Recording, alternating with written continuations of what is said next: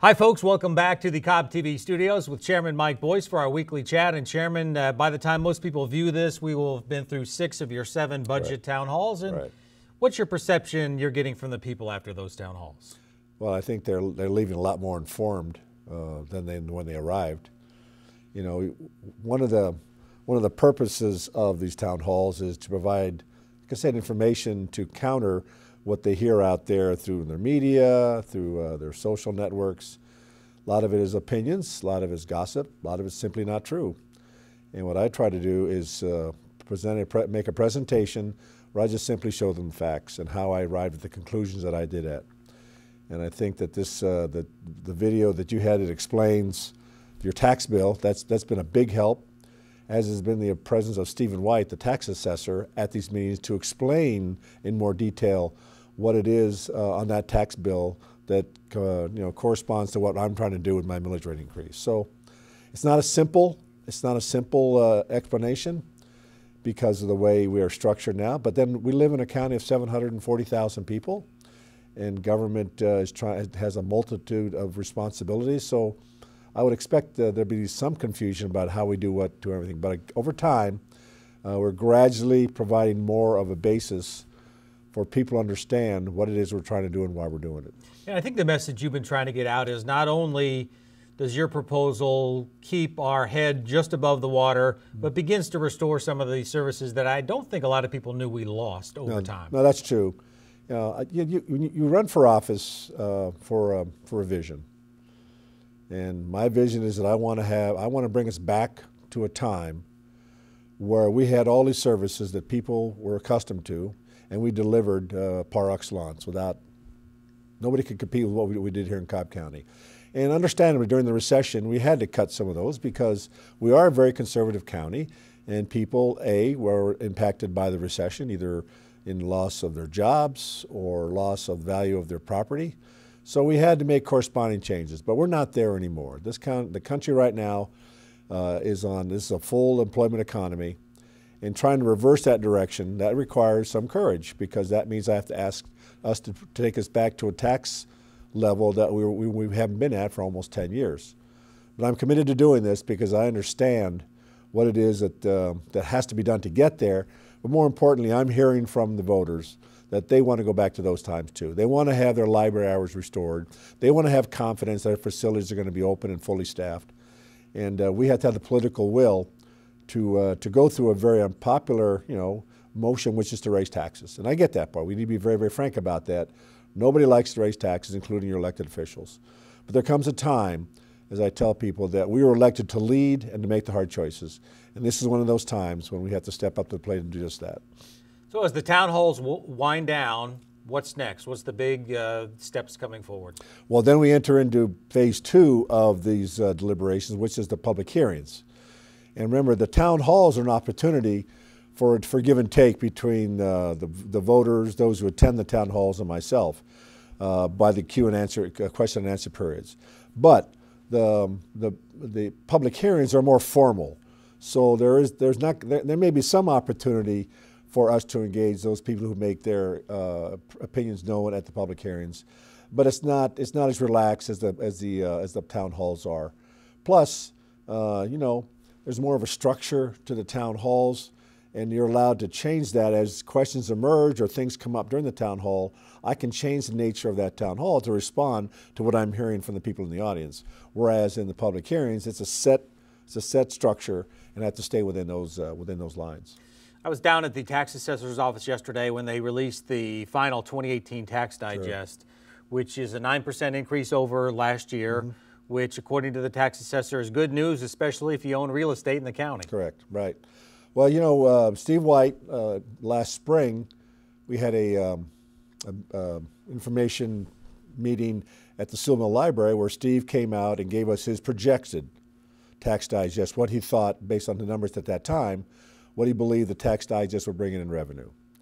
And he missed it by a little bit. That's a good thing for him and for us, because that means we brought in more revenue than originally anticipated. And of course, that leads to the question, of course, well, if the tax digest went up again, so why is it you're asking for a millage rate increase? And the answer is, as we've seen in the 5 town halls, and I'm pretty sure I have a lot of the members of those town halls with the right answer. The word is floating exemption. So not only has the tax digest gone up, but we've also lost more revenue because of the floating exemption. Whereas last year, the floating exemption cost the taxpayers $23 million in revenue. Not actually, the government brought in $23 million less dollars in revenue because of the exemption. This year, we're bringing in $28 million less dollars than the tax digest increase would account for. So the tax digest goes up, but also so does the number of the exemptions. So really, in fact, we're going to get more money than we thought we would, about a couple $1 million. The question now is at the budget discussions among the board members, what do we do with that extra $2 million? Now, my budget has already got that factored in. When you see the chart that talks about all those items that I'm proposing we add to that, and I'm going to ask you to show that here in the video, that $2 million as we, between March and now when we had the tax assessor original estimate, we've been quietly shaping the budget because, again, as I tell people, the budget is a dynamic instrument because we don't live in a static time. Things change. Things are going to happen during the next month before we go and vote on the budget and the millage rate. So we have to stay in touch with that, stay in the same level with that, and make the changes accordingly. But the bottom line is that my recommendation for a 1.7 millage increase, that's my proposal. My projects are on that list. I still have to find 2 more votes for people to vote for that. But the town halls are certainly giving the commissioners something to think about. But clearly, there's a lot of agreement with what we're trying to do here and why we're trying to do it. So this leads us, the tax digest increase, to what will look like a scary ad coming up in the newspaper about advertising for the budget and the millage rate ahead. And I think that ad's going to read that there's a 34% tax increase proposed. Right. But as I remember for the past decade talking to all sorts of other government entities, that is a weird formula. It's very disproportionate to what reality is. Yeah. Well, the intent of the legislation was a good idea. The legislators wanted to make sure that this is another tool where we inform the voters what it is we're doing with their money. All right? But as time goes on, things happen. So let me give you an example. Let's say that our millage rate was 10 mils. All right? I'm trying to use a simple number here, okay, for illustration purposes. Let's say that our millage rate was 10 mils. And let's say that at 10 mils, I brought in $100 million, okay?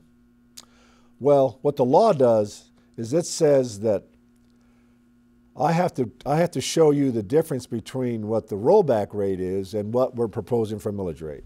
And the rollback rate is a number that I have to roll my millage rate back from to still bring in $100 million, okay? So let's say that the tax digest goes up, and in order for me to just bring in still $100 million, I have to roll my millage rate back to 9.5. Now, those that are watching here, that's not a correct math, but I just want to make it for simplicity purposes. So let's say that I have to roll my millage rate back to 9.5, and that will bring in $100 million. And then let's say that I want to increase my millage rate up to 11. Now, if I wanted to increase my millage rate from 10 to 11, that would be a 10% increase, right? But the law says I have to base that percentage on to the rollback rate. So now what I'm doing is that I'm rolling it back to 9.5, and the difference is not from 10 to 11, but from 9.5 to 11, which makes that percentage greater.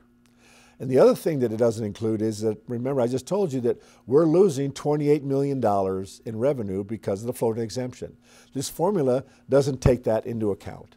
So to me, the number is kind of squishy. There's that stories about, what statistics are, and I don't want to use that because it uses a word here that might offend some people. But the bottom line is that I'm sticking with the 1.7 millage increase. We factored that in. We're going to have an ad out there that's going to have this number somewhere around 30%, whatever it is. I haven't done it myself. And it's one of those political challenges that it's going to fire some people up and saying, see, you're getting more money from us, and so why are you raising the millage rate? And we're going to have to go right back to what I tell people. Remember the issue about the floating exemption. The floating exemption offsets almost all of the increase I get in the tax digest increase. It gives me a little bit more money, but it doesn't give me the kind of money that you think it does. And because Cobb is one of the few counties that has this floating homestead, I mean, this is a one-size-fits-all state Correct. rule. That's correct. That we don't really fit into. That's correct. And remember, there's other factors inside that, because the millage rate has other sources of revenue in there. So the bottom line here is we're going to have to sit here and take the criticism. All right, there's going to be a lot of people saying, what in the world are you doing here? Because they're only looking at it from one side. But I hope those that have watched the videos we put here over the last 6 weeks about the budget, plus those who have been to the town hall, finally understand that I would love to have a direct proportional connection between the millage rate and the tax digest, but I don't have that luxury. I have to deal with the reality, and the reality is these are the requirements that I believe we need to have to restore this county to being a 5-star county where you can safely work, play, and pursue your dreams. That's what I'm proposing. I believe in these numbers. I believe in these programs we've submitted, and I believe that this is the right course we need to take us back to where we were before the recession. And you've emphasized as well, even though these town halls are coming to an end, the opportunity for citizens to speak out has not. That's correct. Not only just the public hearings, but you have the opportunity to send us emails, answer us on Facebook or Twitter. We hear everybody. We read these responses from you, and it helps shape our decision when we go to vote on July 25th. One last thing I wanted to bring up before we go. It seems like you've been waking hours and sleeping hours dealing with the budget, but we had a chance to go out to Lockheed Martin the other day to see a special ceremony. Right, absolutely. And that's one of the biggest employers in the county, and it just really showed me how important that facility is to Cobb County. And still is. As we all know, they're still building C-130s out there. They're building the center sections for the F-35, and they're also doing programs to upgrade the C-5s. You know, the C-5 flew for the first time 50 years ago this week. It's hard to believe in my lifetime, 50 years ago. And in my course in the military career, I flew on C-5s a lot to different parts of the world. That airplane, with the upgrades, may well again fly for another 50 years. And that ceremony was just impressive to sit there and look at that big airplane and say, and it really flies. It's just amazing. So my hat's off to Lockheed Martin. My hat's off to the military that worked in partnership with Lockheed Martin to continue to produce this fine product and keep it flying. And my hat's off to everybody in the county here that is part of this wonderful legacy that goes back not just 50 years ago, but goes back to World War II, when within those plant was built the B-29 that helped us win the war in the Pacific.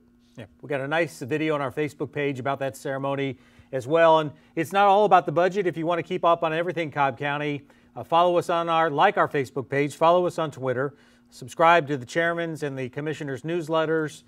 Just generally stay in touch, and we will see you next week, I think, for another one of these. It's July 4th week. No, we're going to take the week off. We'll take the week off. It's time for your family. Remember, it's the 4th of July. This is the day that we celebrate the vision and wisdom of our founding fathers. It's a time for parades and flags and fellowship and barbecues. It's a time to remember that America is a very special place. If not, I believe it's the greatest nation in the history of greatest nation in history, and Cobb County is certainly a part of that. So let's go out there and enjoy it, and just remember, it's a great day to live in Cobb County. Let's savor it. All right, then we will see you in the second week of July and talk more about the budget then. All right, thanks Ross.